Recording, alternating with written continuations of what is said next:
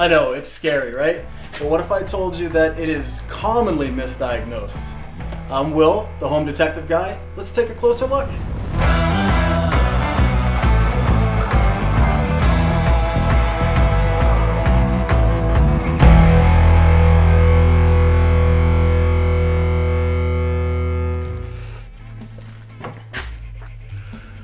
Well, that looks like a roof leak.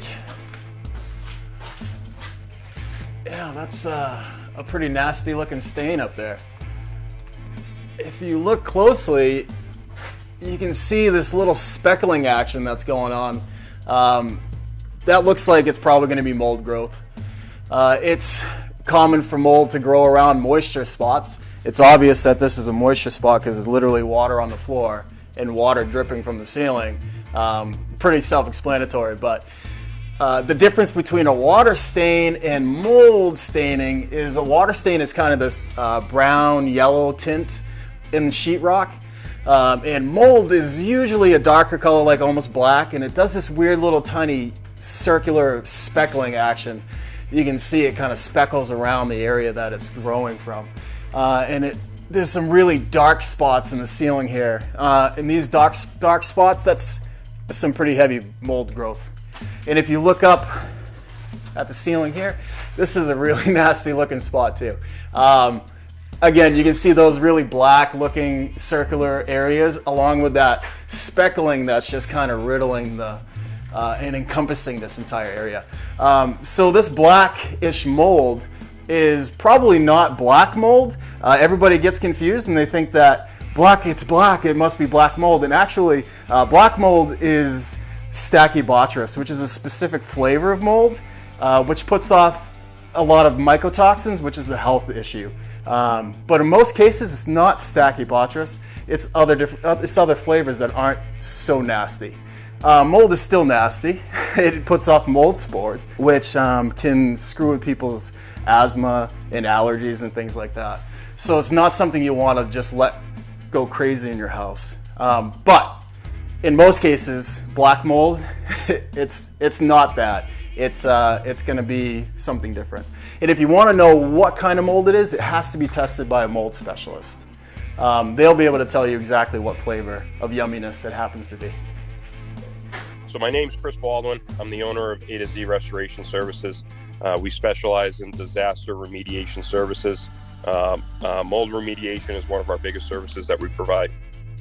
So typically, if you ever see mold, and a lot of times it's really hard too, because it's what you can't see, because there's a lot of mold spores that are invisible that you also can't see.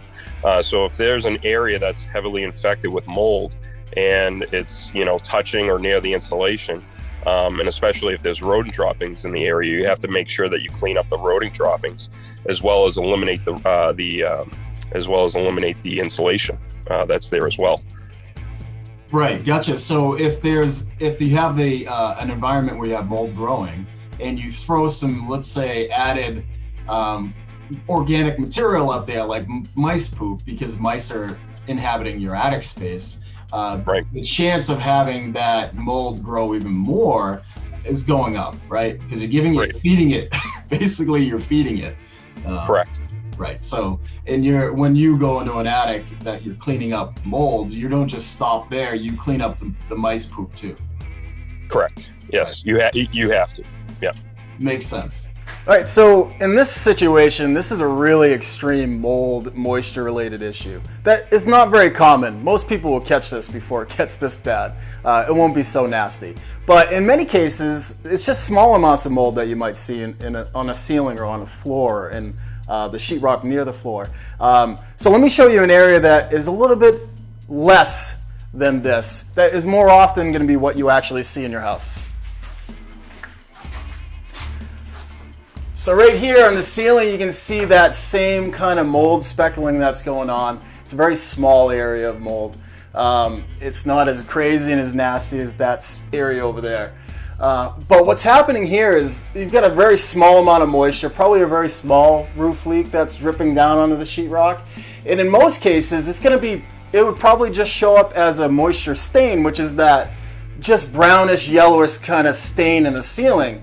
But in this situation, we've got mold growing because the mold spore count in the air is so extreme in this building because of the nasty mold growth that's going on in the ceiling in the other room. So all those mold spores, the excessive amount of them, are easily going to collect on the moisture in the ceiling here. And in so many cases in your house, when you see a small amount of mold like this, there's usually an underlying cause. Maybe in another area of the home that has heavy amounts of mold growing in that, which is adding to that mold spore content in the air, which allows it to grow easily on small amounts of moisture in the other room. All right, so where in a home do you see mold? Where can you find it? I'm guessing your answer is going to be anywhere that you have a moisture issue. So it can. I mean, a lot of times we find them in homes that have a finished basement. And with the finished basement, there's a crack in the foundation. From that, they had water that came in, and and if it's an outside wall, a lot of them end up having insulation in there. Water was there, and they didn't end up calling a restoration company to come and dry the area out. And due to that, it only takes mold anywhere between 24 to 72 hours to start growing. And it can take a long time until a homeowner can really see that there's an actual problem. We see it a lot in the basements, and it's usually due to that. We also find it in bathrooms as well. If the tub overflowed and the toilet overflowed, same thing with the sink, or if any pipes have burst and then they didn't call a remediation company in time. It's really important that when any pipe bursts or a tub overflows or a toilet overflows, even though you think the area is dry, don't assume, because it's what you can't see.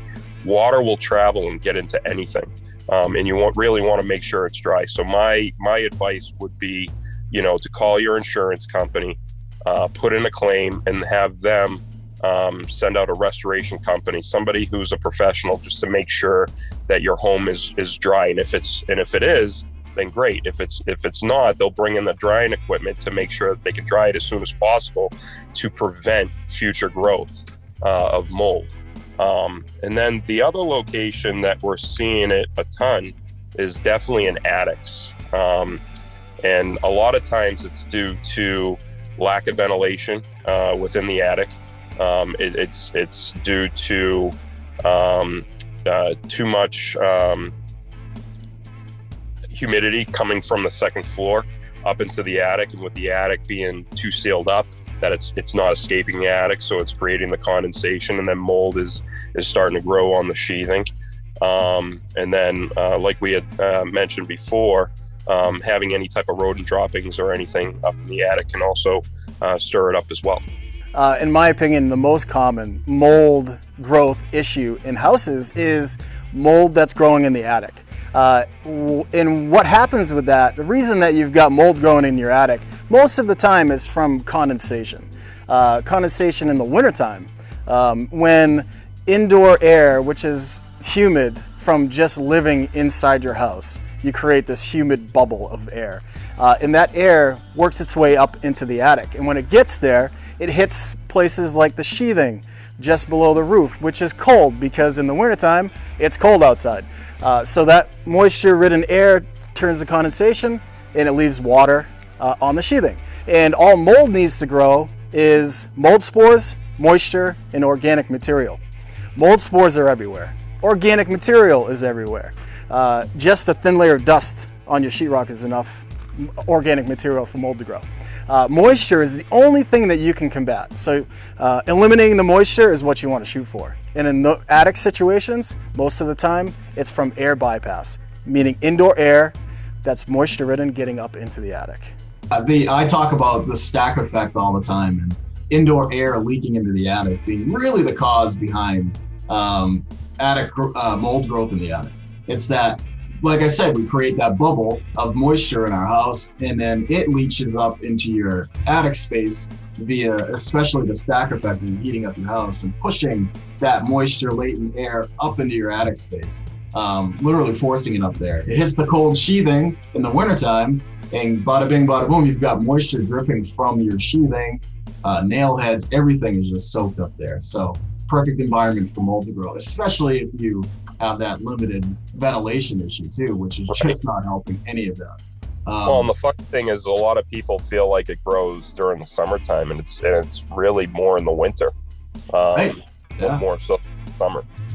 And it makes complete sense with that condensation event we're creating with those issues. So I always tell people, you've got to air seal that barrier between the second level or your living space level just below the attic and the attic space. You want that to be completely air sealed so you don't get any of that air leakage from the house inside up to the attic. In this location, there's actually mold growing on the attic access, which is a really good indication that there's probably an underlying issue going on. That mold that's growing on the access here is because there's moisture probably here and because of the high mold count, mold spore count in the attic above it. So a really common indication that you have potentially a larger mold issue in your house is when you see really small, we'll call it dollop sizes of mold, meaning a little tiny patch of mold in the ceiling or a little tiny patch of mold behind your sink or something like that. Usually that's going to be from a moisture related issue specifically in that area, but in many cases what's causing that mold to easily grow there is because you've got another more dense mold related issue in another part of the house. When you have a more dense issue like that, it causes excessive mold spores to be in the air, and that makes it really easy for mold to grow when you have a small amount of moisture.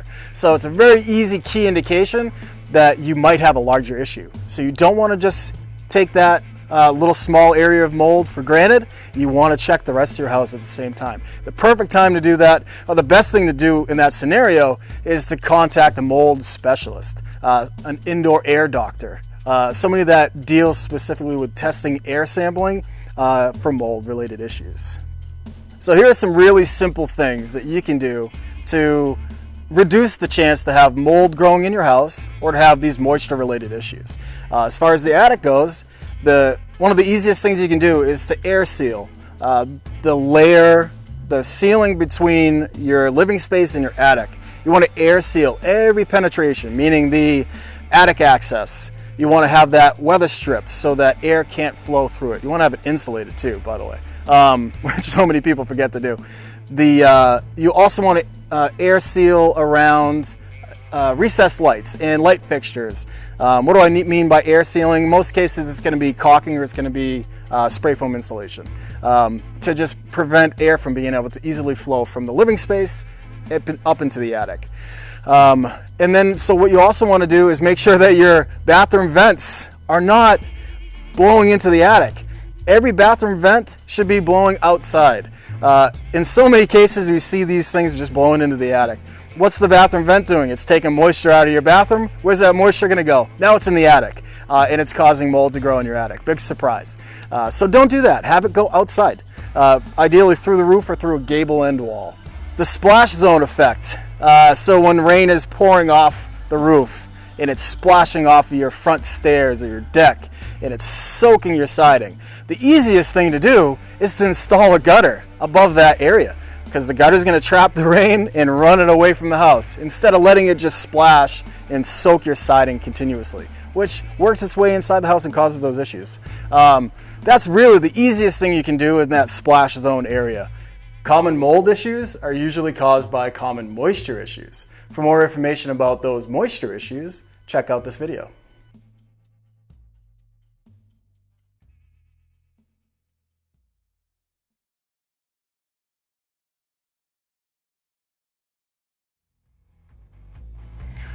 I love helping you all out, so I hope you enjoyed this as much as I did. If you did, please like and subscribe to my channel so that you can see more helpful tips about your home.